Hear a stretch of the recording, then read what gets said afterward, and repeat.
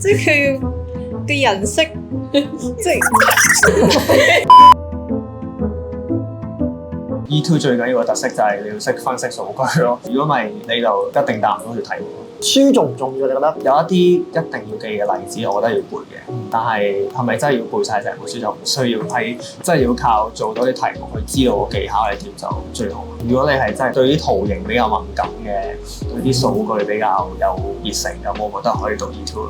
一個 E2 人係點樣嘅咧？例如你聽到黑面琵鷺呢隻字，你會知佢係一個季候鳥，你都會知佢會係遷徙嘅季節性咁樣。即係你要有對呢個生態係有基本嘅一定底子，你先好去揀，會俾你明白啲去揀啲題目咯。唔係嘅話，你望到條題目，就算你有一定數據分析能力啦，但係你都答唔到背後嘅背景咯。有啲背景係會好啲嘅。即係佢要嘅人識，即係寫字。